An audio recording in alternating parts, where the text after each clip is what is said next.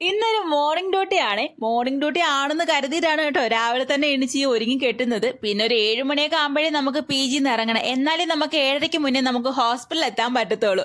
7:30 ആകുമ്പോഴത്തേക്ക് 7:30 കഴിയുമ്പോഴത്തേക്കും നമുക്ക് ഡിപ്പാർട്ട്മെന്റിൽ കയറണം കേട്ടോ. 8 മണി തൊട്ടാണ്, 8 മണി തൊട്ട് 2 മണി വരെയാണ് നമ്മുടെ ഡ്യൂട്ടി ടൈം വരുന്നത്.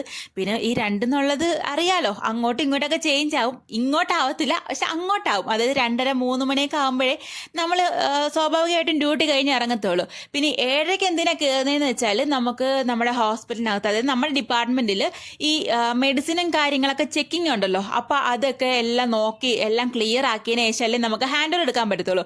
അപ്പൊ അതുകൊണ്ടാണ് കേട്ടോ നമ്മൾ ഈ 7:30 കഴിയുമ്പോൾ നമ്മൾ ചെല്ലുന്നത്. അപ്പോൾ ഇന്ന് ഞാൻ അങ്ങനെ ഡ്യൂട്ടിക്ക് പോകാനായിട്ട് ഇറങ്ങിയിട്ടുണ്ട്. ശരിക്കും പറഞ്ഞാൽ രാവിലെ ഡ്യൂട്ടിക്ക് പോകുന്നത് കുറച്ച് കഷ്ടപ്പാടുള്ള പരിപാടി കേട്ടോ. ഡ്യൂട്ടിയുടെ കാര്യത്തിലല്ല ശരിക്കും പറഞ്ഞാൽ കഷ്ടപ്പാട്, ഫുഡിന്റെ കാര്യത്തിലാണ്. കാരണം രാവിലെ ഒന്നും കഴിക്കാതെയാണ് നമ്മൾ പി ജിന്ന് പോകുന്നത്. പിന്നെ എന്തെങ്കിലും ഒരു പഴമൊക്കെ കഴിച്ചിട്ട് പോയാൽ തന്നെയും അത് അങ്ങനെ ഒരുപാട് നേരം നമുക്ക് പിടിച്ചിരിക്കാൻ പറ്റത്തില്ല. നല്ല വിശപ്പാണ്. എനിക്കന്ന് ഇപ്പൊ വന്ന് നല്ല വിശപ്പുള്ള ഒരാളും കൂടെയാണ് ഞാൻ കേട്ടോ.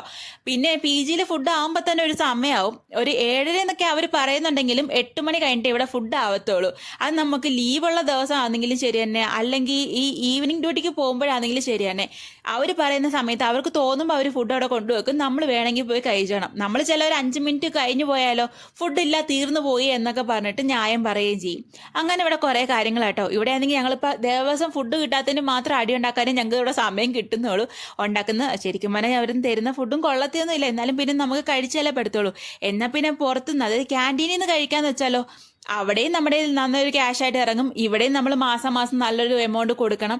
എല്ലാം കൂടെ ആകുമ്പോൾ നമ്മുടെ എന്തായാലും നല്ലൊരു ചിലവാണ് കേട്ടോ.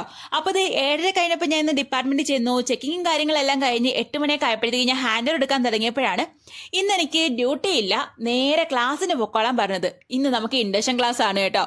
അപ്പോൾ അതിന് ശരിക്കും പോകാനായിട്ട് പറഞ്ഞിട്ടുണ്ടായിരുന്നു. 8 മണി കഴിഞ്ഞിട്ടാണ് ഞാനിത് അറിഞ്ഞത്. 8 മണി തൊട്ട് 4 മണി വരെയാണ് ക്ലാസ് പറഞ്ഞത്. അങ്ങനെ പിന്നെ ഞാൻ യൂണിഫോം ഒക്കെ ചേഞ്ച് ചെയ്തിട്ട് ഇതേ നേരെ ക്ലാസ്സിന് പോയിട്ടുണ്ട്. പിന്നെ ഇന്ന് ഉച്ചയ്ക്ക് അതുകൊണ്ട് കറക്റ്റ് ടൈമിന് കഴിക്കാൻ പറ്റി കേട്ടോ. പിന്നെ ഇവിടെ ബാംഗ്ലൂർ നേഴ്സിംഗ് പഠിക്കാൻ വരാൻ ആഗ്രഹിക്കുന്ന ഒരുപാട് കുട്ടികളുണ്ട്. ഒരുപാട് പേര് ഡീറ്റെയിൽസ് ആയിട്ടൊക്കെ ചോദിക്കുന്നുണ്ട് എൻ്റെ അടുത്ത്. അപ്പൊ അവരോട് എനിക്ക് പറയാനുള്ള ഒരു കാര്യം, നിങ്ങൾക്ക് വേണ്ടിയുള്ള സന്തോഷ വാർത്ത, നമുക്ക് കർണാടകയിൽ നേഴ്സിംഗ് പഠിക്കണമെങ്കിൽ ഈ പ്രാവശ്യം തൊട്ട് എക്സാം എഴുതണം കേട്ടോ. KEA എക്സാം എഴുതിയാൽ മാത്രമേ നിങ്ങൾക്ക് ഇവിടെ അഡ്മിഷൻ കിട്ടത്തുള്ളൂ. അപ്പോൾ എല്ലാവരും ഈ വരുന്ന 23-ാം തീയതിയാണ് ഓൺലൈൻ അപ്ലൈ ചെയ്യേണ്ടത്. അപ്പോൾ എല്ലാവരും അപ്ലൈ ചെയ്യുക. പിന്നെ ഏപ്രിലാണ് നിങ്ങൾക്കുള്ള എക്സാം വരുന്നത്. അതിനുള്ള ഡീറ്റെയിൽ ഒക്കെ ഞാൻ പിറകെ പറയുന്നതാണ് കേട്ടോ.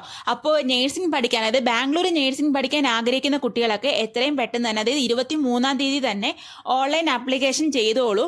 അതായിരിക്കും ഏറ്റവും ബെറ്റർ. അപ്പോൾ എന്തെങ്കിലും ഡീറ്റെയിൽ ആയിട്ട് അറിയണമെന്നുണ്ടെങ്കിൽ നിങ്ങളെല്ലാവരും എൻ്റെ എന്താ പറയുക, ഇൻസ്റ്റാഗ്രാമിൽ മെസ്സേജ് അയച്ചാൽ മതി. പേഴ്സണലായിട്ട് ഞാൻ എല്ലാവർക്കും ഡീറ്റെയിൽ ആയിട്ട് പറഞ്ഞു തരാം കേട്ടോ. അപ്പോൾ എല്ലാവരും അപ്ലൈ ചെയ്യുക. നേഴ്സിംഗ് പഠിക്കാൻ ആഗ്രഹിക്കുന്ന എല്ലാവരും എത്രയും പെട്ടെന്ന് തന്നെ അപ്ലൈ ചെയ്ത് തുടങ്ങിക്കുക. എന്നിട്ട് എക്സാമിന് വേണ്ടി പിന്നെ എന്താ പറയുക, പ്രിപ്പയർ ചെയ്തോളാം. അതായിരിക്കും ഏറ്റവും ബെറ്റർ ആയിട്ടുള്ള ഒരു കാര്യം. അല്ലാതെ അഡ്മിഷൻ കിട്ടാൻ നല്ല പാടാണ് എന്നാണ് ഈ പ്രാവശ്യം ഇവിടെ നിന്ന് ഇങ്ങനെ പറഞ്ഞേക്കുന്നത്. വേറെ എന്തെങ്കിലും ഡീറ്റെയിൽ എനിക്ക് അറിയാൻ പറ്റുവാണെങ്കിൽ ഉറപ്പായിട്ട് ഞാൻ പറയാം കേട്ടോ. അപ്പോൾ 23-ാം തീയതിയാണ് ഡേറ്റ് വന്നേക്കുന്നത്.